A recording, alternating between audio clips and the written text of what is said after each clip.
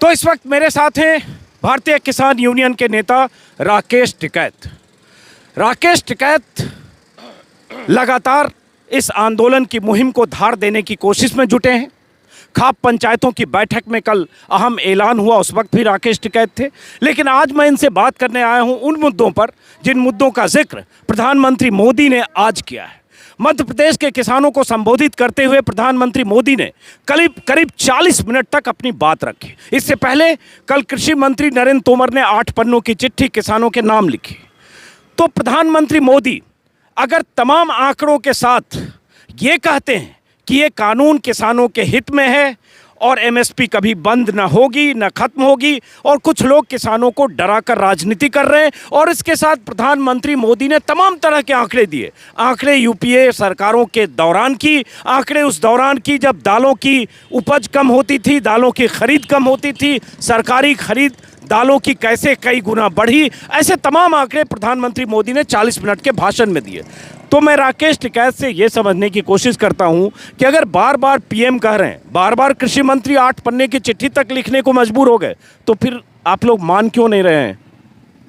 ये जो खरीद की बात करते हैं ना, उसमें भी बड़ी धांधली है। जो व्यापारी है सस्ते में खरीदता है और एमएसपी पे बेचता है, उनकी साठगांठ है। ये बड़ा घपला है। ये हमने ये कहा कि जब कानून बन जाएगा, जितनी सरकार खरीद कर रही उतनी ही खरीद करे सरकार। हमने नहीं कहा कि सरकार पूरे उसकी खरीद कर लेगी, पूरे फसलों को खरीद लेगी। जो दूसरा लोग आएंगे वे उसके नीचे नहीं जाएंगे।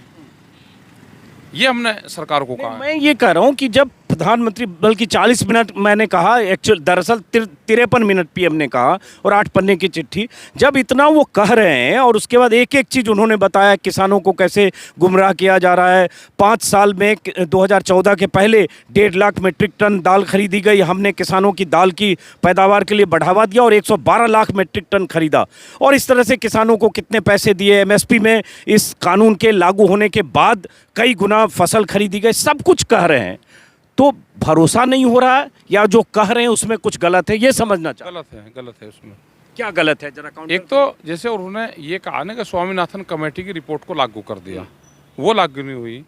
वो C2+50 वाला फार्मूला नहीं हुआ, A2+FL वाला है।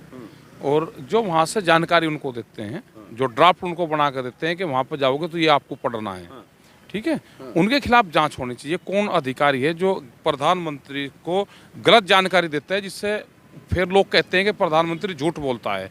प्रधानमंत्री थोड़ा, वे लोग उनको दस्तावेज देते हैं कि आप ये बोल लो। इसका मतलब अंदर पीएमओ में भी कोई ना कोई है। सहारनपुर में गए, वहाँ पे मीटिंग करी, किसानों की मीटिंग, कहा कि गन्ने का भुगतान 14 दिन में होगा और नहीं भुगतान होगा तो हम उसका ब्याज दिलवाएंगे। ना 14 दिन में गन्ने का भुगतान हुआ, ना ब्याज मिला, ठीक है। अब इसमें ये जो चीज़ें हैं, इसमें एमएसपी पे कानून नहीं जब तक बनेगा, किसानों को पूर्ण रूप से लाभ नहीं होगा। आधे रेट में फसलों की खरीद होती है। मध्य प्रदेश के अंदर 5,000 रुपये चने का भाव है और 3200 रुपये की खरीद होती है। कोई 400 रुपया बिचौलवा को दे देता है तो उसका बिक जाता है। 400-500 रुपये की वहाँ पर रिश्वत लगती है तो उसका सरकारी भाव पर बिक जाता है। तो ये जो बड़ा घपला है, अगर इस पर कानून बन जाएगा तो जो बिचौलवा है इस पर लगाम लग जाएगी पूर्ण रूप से, और सरकार को जितना चाहिए वो खरीद लो। कोई व्यापार करेगा तो उसके नीचे नहीं जाएगा, ये हमने कहा है। एक अहम बात आपने कही राकेश टिकैत साहब, क्योंकि प्रधानमंत्री मोदी ने जो आज किसानों को संबोधित किया उसमें भी कहा कि जो सरकारें 8 साल तक स्वामीनाथन की रिपोर्ट को दबाकर बैठी थी, हमने स्वामीनाथन आयोग की रिपोर्ट निकाली और किसानों को लागत का 1.5 गुना एमएसपी दिया। और आप सही कह रहे हैं, उस फार्मूले के हिसाब से नहीं दिया। और ये भी है कि सुप्रीम कोर्ट में एक बार मोदी सरकार ने कहा था कि हम वो फार्मूला स्वामीनाथन का नहीं लागू कर सकते, जबकि 2014 के इनके मैनिफेस्टो में था। तो आप कह रहे हैं कि उनको भरमाया जा रहा है। दरअसल वो कह रहे हैं कि आप लोगों को भरमाया जा रहा है, आप कह रहे हैं पीएम को ही भरमा दे रहे हैं, नौकरशाह। हाँ, भरमा देते हैं नौकरशाह, गलत जानकारी उनको दे देते हैं। और प्रधानमंत्री जी को आने की कहाँ भी जरूरत थी भाई? अभी तो उनके मंत्री हैं, ये हैं, बात करो, ये करो। प्रधानमंत्री को जब आना चाहिए जब दोनों का समझौता हो जाए, वो बैठें और फिर ये कहें कि समझौता हो गया और इस पे हम काम करेंगे। अगर वे पहले ही फ्रंट पर आ जाएंगे तो अब उनके पास में बचता कौन है? लेकिन पीएम तो फिर कह रहे हैं, चूंकि मैं पीएम के कहे का ही बार बार कहूंगा, क्योंकि जब वो कह रहे हैं और आप खारिज कर रहे हैं, वो कह रहे हैं कि सरकार बार बार कह रही है किस क्लॉज में दिक्कत है बताइए, लेकिन इन दलों के पास कोई जवाब नहीं है। किसानों की ज़मीन चली जाएगी, ये सब डर दिखाकर राजनीति चमका रहे हैं और ये डरा रहे हैं। तो आप, और उन्होंने ये भी कहा कि उनका कच्चा चिट्ठा आपके सामने खोलना चाहता हूं जो किसानों को बहका रहे हैं। तो आप लोगों का कच्चा चिट्ठा खोल रहे हैं पीएम, हाँ, या आप डरा रहे हैं या आप डरे हुए हैं? नहीं नहीं, खोलना चाहिए कच्चा चिट्ठा, जिसका जो कुछ है वो खोलना जरूर चाहिए। ये हाँ, खोलना चाहिए, जिसका जो कुछ भी है वो खोलना चाहिए। अगर पीएम कह रहे हैं, जो कच्छ में भी उन्होंने कहा कि किसानों के कंधे पर बंदूक रखकर चलाया जा रहा है, मैंने आपसे पहले भी पूछा, तो या तो आप किसानों के कंधे पर बंदूक रखकर चला रहे हैं या आपके कंधे पर कोई बंदूक रखकर मैं तो किसान हूँ, आप नेता भी हैं। मैं तो किसान हूँ और मैं तो अपनी भी तो लड़ाई लड़ रहा हूँ ना। मैं आपको दिखाता हूँ, हम गन्ना डाल रहे, हम गन्ना डाल रहे उत्तर प्रदेश में, गन्ने पे रेट नहीं डलता अभी भी, पर्ची पे हम डालिए, हमें नहीं पता कि इसका क्या रेट है। तो कानून जो बन रहे हैं ना सारे के सारे, इनमें सारों में सुधार होगा। ठीक है, एमएसपी का अगर सहारा हमको मिल जाता, भाई प्रधानमंत्री ने कहा इसको कानून में ले आओ ना। प्रधानमंत्री सदा थोड़ा रहते हैं भाई, आज ये हैं कल दूसरे रहेंगे, इनसे पहले दूसरे थे, फिर किसको ढूंढते फिरेंगे, फिर वो कहेंगे जी वो तो वे कह गए थे, हमने नहीं कहा। कानून बन जाएगा तो देश कानून और संविधान से चलता है। जैसे ये 3 एक्ट लेकर आए, एक एमएसपी पे भी ले आते, ठीक है, कुछ तो लेकर आओ ना। लेकिन वो मुंह से तो इतना कह रहे हैं ना, लिखित आश्वासन देने को तैयार हैं, आप खूंटा गाड़ के बैठे हो टिकैत साहब, बिल्कुल आप यकीन ही नहीं कर रहे हो पीएम पे। पीएम पे कहाँ यकीन रहेगा जी, पीएम पे कहाँ यकीन रहेगा। हाँ, क्यों नहीं? नहीं नहीं है नहीं, प्रधानमंत्री पर भरोसा नहीं है? लिखत पढ़त में ले आओ तो ठीक रहता है। प्रधानमंत्री का एक गरिमान पद होता है, उस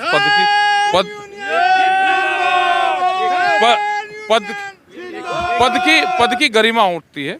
प्रधानमंत्री को ना फ्रंट पाना चाहिए था, ना प्रधानमंत्री को बयान देने चाहिए। ठीक है, जब हमारा उनका समझौता हो जाए, जब आए, और हम तो 7 साल से प्रधानमंत्री को ढूंढ रहे ना, रूबरू हो जाए भाई, फिक्की सभागार में किसानों को भी संबोधित कर दे, हमको रूबरू समझा दे, हम भी चलेंगे, किसान भी चला जाएगा।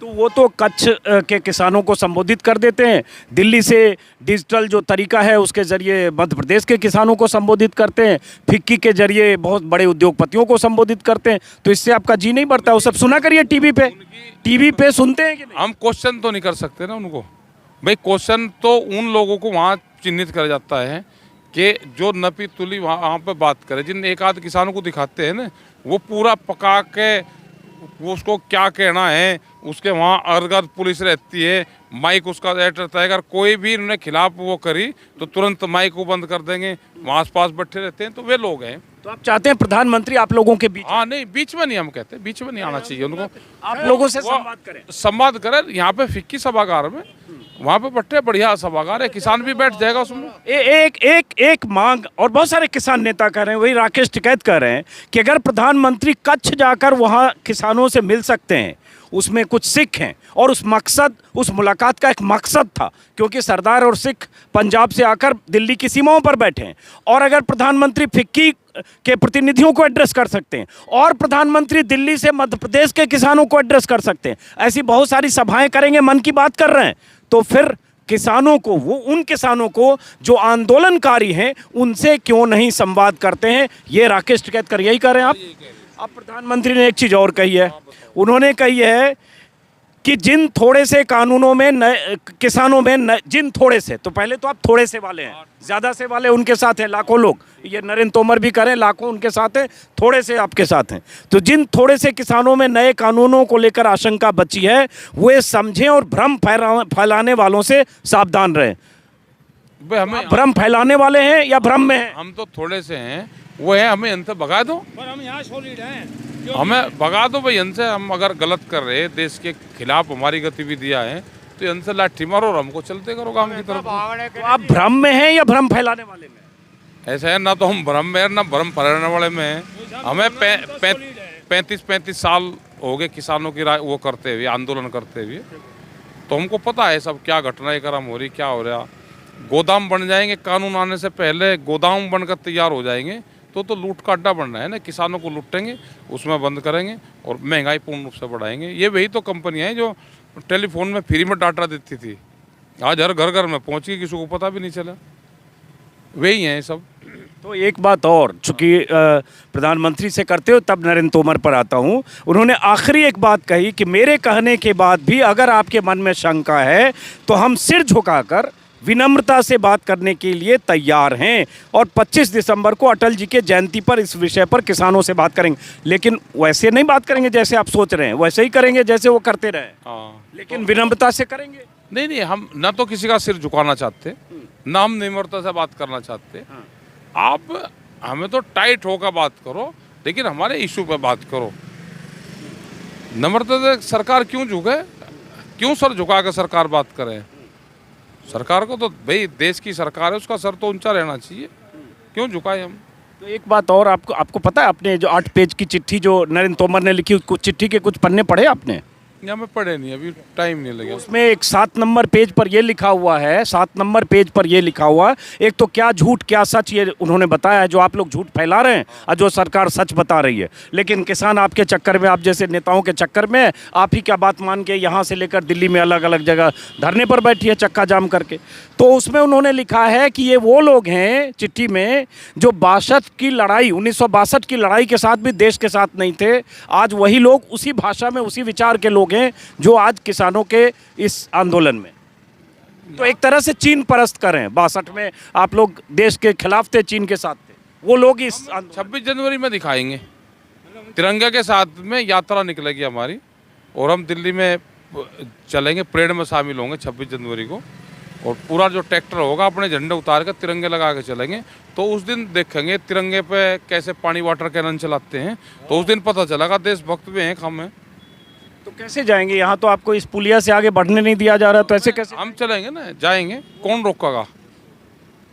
हम वही रोकने वालों को देखेंगे, तिरंगे को कौन रोकता है?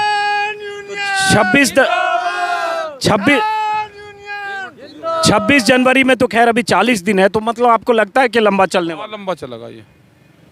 तो ये कोई रास्ता नहीं दिख रहा है टिकैत साहब। अब एक बात और, देशभक्ति का सर्टिफिकेट भाई अब देखते हैं कि देशभक्त वे हैं या हम हैं, कौन पक्के हैं? तो देशभक्ति का काउंटर बीजेपी नेताओं ने खोल रखे हैं, आप भी उसमें से एक टिकट लीजिए। हाँ, वे खोल रखा है, उन्होंने सर्टिफिकेट भेज दे। उन्होंने संत महात्माओं का कलर चुरा लिया, हमारा समाज का कलर था केसरिया, वो तो हमारा कलर था, वो उन्होंने चुरा के लेके नहीं है हमारा। क्या महर्षि दयानंद कभी बीजेपी में रहे? उस टाइम पे थी, वो केसरिया वस्त्र धारण करते थे। एक चीज़ और बताइए टिकैत साहब, जैसे सुप्रीम कोर्ट ने कहा कि क्या इस कानून को होल्ड किया जा सकता है, तो अगर कोई ऐसी बात होती है कि इसको होल्ड कर दिया जाए कुछ दिनों के लिए, और कमेटी बनाने की बात हुई, 8 किसान संगठनों का नाम है जिसमें आपका भी नाम है, और वो कमेटी विचार विमर्श करे, उसमें कोई एक्सपर्ट भी लोग हों, कृषि के, सरकार के नुमाइंदे हों, तो क्या उसके लिए तैयार हैं? वो कोई रास्ता है? अभी कोर्ट में डिसीजन आने से पहले नहीं कुछ करना चाहिए। क्या कोर्ट का डिसीजन आएगा तो फिर सबको मान्य रहता है। भाई सुप्रीम कोर्ट है, देश में रहना होगा तो कानून को मानना होगा। वो तो आन दो, क्या डिसीजन देते हैं। नहीं, मैं ये पूछ, कोर्ट ने ये कहा है कि ये शांति से बैठे, पुलिस ने रास्ता रोक रखा, ठीक है, ये कहा है हमको शांतिपूर्ण। किसी को अगर कोई गड़बड़ होगी तो जिम्मेदारी सरकार की है, वो गड़बड़ करवा सकती है। किसी के प्रोटेस्ट के अधिकार को सुप्रीम कोर्ट ने कहा हम उसको ये नहीं करेंगे। लेकिन आपने मेरे सवाल का जवाब नहीं दिया। मैंने कहा कि अगर सुप्रीम कोर्ट ने कहा कि इस कानून को होल्ड किया जा सकता है, हालांकि वहाँ अटर्नी जनरल ने कहा हम सरकार से पूछ के बताएंगे, सॉलिसिटर जनरल ने बताया संभव नहीं है, लेकिन अगर होल्ड किया जाए तो क्या आप इस आंदोलन को स्थगित करेंगे? और अगर मैं तो प्रधानमंत्री अगर ये ना होते तो कोई और होता, तो क्या ये चीज़ें जाते? अगर मैं क्या है, अगर तो भाई कोर्ट से फैसला आने से पहले और कोई चीज़ कहनी, वो भी सुप्रीम कोर्ट के, वो तो उनके खिलाफ होता है, वो नहीं, उस पर नहीं बोलना चाहिए। अच्छा चलिए, तो अब आखिरी कि जो मैं, चूंकि 53 मिनट प्रधानमंत्री का कहना बहुत मायने रखता है, 8 पन्ने की चिट्ठी, तो कितनी बेचैनी बेसब्री आपने सरकार में पैदा की इस आंदोलन के जरिए, भले आपकी आवाज़ देर से सुनी गई। अब इसमें जो आंकड़े दिए हैं प्रधानमंत्री ने, जितना भला उन्होंने किया किसानों का, चाहे दलहन खरीद से लेकर और एमएसपी पर फसल खरीद से लेकर और गेहूं और धान की खरीद पर किसानों को 8 लाख करोड़ से ज़्यादा दिए। पहले की सरकार दाल विदेश से मंगाती थी, हमने ये सारी चीज़ किए, किसान परेशान थे, ये लोग मौज ले रहे थे मतलब सरकारों के लिए, लेकिन अब हम इतना कुछ कर रहे हैं फिर भी लोगों को भटकाया जा रहा है। तो मैं समझना चाह रहा हूँ कि प्रधानमंत्री की बात आप लोग नहीं समझ पा रहे हैं क्या? नहीं, या आपकी बात वो नहीं समझ पा रहे? वो नहीं समझे, सरकार नहीं हमारी बात समझ रही। जब तक एमएसपी पे कानून नहीं बनेगा पूरा लाभ किसानों को नहीं मिलेगा। व्यापारी सस्ते में खरीद के, व्यापारी और जो परचेजिंग वाले लोग हैं, जो क्रय केंद्र खुलते हैं, वे दोनों मिले हुए रहते हैं। सस्ते में किसान से खरीदते हैं और उसको एमएसपी पे बेचते हैं। ठीक है, जब पूरा ये हो जाएगा कि कोई व्यापारी खरीदे, कोई भी खरीदे, तो जो बीच का भ्रष्टाचार एक तो ये मिटेगा। ये एक बड़ा तो ये लेकिन सस्ते में खरीद के महंगे में बेचने का सिलसिला 70 साल से चला आ रहा है। 65 में एमएसपी, एफसीआई ये सब हुआ, उसके पहले भी और अभी भी। अभी 1888 का चावल कहीं 1200 में बिकता है, 1000 में बिकता है, वही मक्के का है। तो इसके लिए मोदी जी खाली जिम्मेदार हैं, उन्हीं के गले में क्यों घंटी बांधना चाहते हैं? और जब सरकार उनकी है तो किसके गले में बंद है भाई? जिन्होंने नहीं करा वो तो चले गए। अब तो जो है, हम तो भारत सरकार से बात कर रहे हैं ना, हम बीजेपी से थोड़ा बात कर रहे हैं। बीजेपी के लोग तो साथ मानते हैं यहाँ पे। तो आखिरी बात, इसका मतलब ये हुआ राकेश टिकैत जी कि प्रधानमंत्री का 53 मिनट का भाषण, नरेंद्र मोदी की 8 पन्ने की चिट्ठी, इन सब का आप पर कोई असर नहीं हुआ? नहीं, अभी नहीं कोई असर हमारे ऊपर। अभी असर है? अभी तो लोगों पे 50-50 लाख के वो जा रहे हैं अभी तो नोटिस। अभी वो जा रहे हैं, अभी लोग जेलों में जाएंगे, उनको पकड़ा जा रहा। यहाँ लोग कोई हैं हमारे गेहूँ पे पूछेंगे 5-10 दिन में, फिर आ जाएंगे लोग यहाँ पे। चलिए, बहुत बहुत शुक्रिया। ये थे राकेश टिकैत। और मैं जानना समझना यही चाहता था कि पीएम ने जो कुछ कहा उसे किसान नेता किस तरह से ले रहे। आपने सुन लिया इनको, खूंटा गाड़ कर यहाँ बैठे हैं, आगे की लंबी लड़ाई की तैयारी है। अब देखना है सरकार क्या करती है। आखिर में लक्षण अब नहीं लग रहा है कि सरकार इस कानून को वापस लेगी प्रधानमंत्री मोदी के आज कहे के बाद। आप गोला लाठी वगैरह सब कह चुके हैं, तो अब कौन सा फॉर्मूला होगा? और अब क्या हम जाल लग रहे हैं यहाँ से? हम क्या जाल लग रहे हैं? हल निकाल लेंगे। हल निकाल लेंगे? हाँ, निकाल लेंगे। हल निकाल लेंगे। हल निकाल लेंगे।